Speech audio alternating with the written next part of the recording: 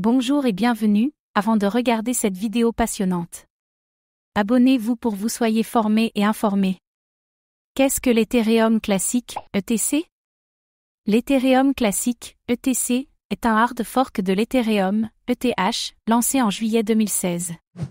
Son rôle principal est d'agir en tant que réseau de contrats intelligents, avec la capacité d'héberger et de soutenir les applications décentralisées, DApps. Son jeton natif est l'ETC.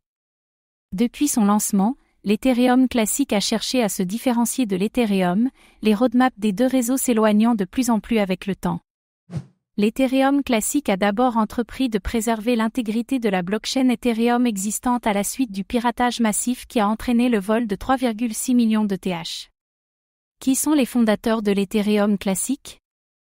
L'Ethereum classique est en réalité l'héritier d'Ethereum. Ses créateurs sont donc les développeurs de l'Ethereum, Vitalik Buterin et Gavin Wood. Le hard fork d'Ethereum a eu lieu au mois de juillet 2016, quand les participants ont divergé sur la légitimité de modifier sa blockchain pour annuler les conséquences d'un piratage massif. Ceci a eu un impact sur la DAO, une organisation autonome décentralisée, DAO, qui avait récolté environ 150 millions de dollars dans un ICO quelques mois plus tôt. L'Ethereum classique est né du refus de retravailler la blockchain de l'Ethereum. Les développeurs déclarent qu'il n'y a pas d'équipe officielle attachée au projet, et que sa communauté globale de développement est une férocratie où n'importe qui peut participer. Qu'est-ce qui rend l'Ethereum classique unique? L'objectif principal de l'Ethereum classique est de conserver la blockchain de l'Ethereum à son état d'origine, sans contrer le piratage de la DAO de manière artificielle. Au départ, il était particulièrement attractif pour les personnes en désaccord avec la réponse d'Ethereum, mais le réseau, héritier, a depuis élargi son nombre d'adeptes, qui comprend des investisseurs majeurs comme Barry Silber, PDG de la société d'investissement Grayscale. En tant qu'organisation bénévole, les développeurs de l'ETC ne veulent pas transformer leur réseau en machine à profit.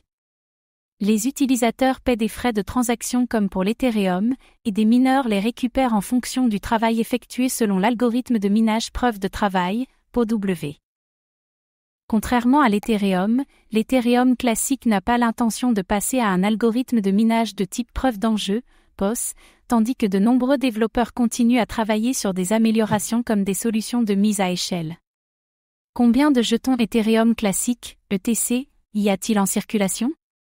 L'ETC a commencé dans un état technique très similaire à celui de l'ETH, à l'exception de la manière dont le piratage du DAO fut traité.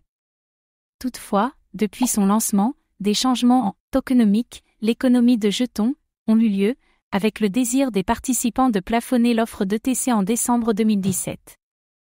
Les réserves maximales sont donc de 210 700 000 ETC, environ 10 fois supérieures à celles du Bitcoin, BTC, alors que l'ETH n'a pas de plafond.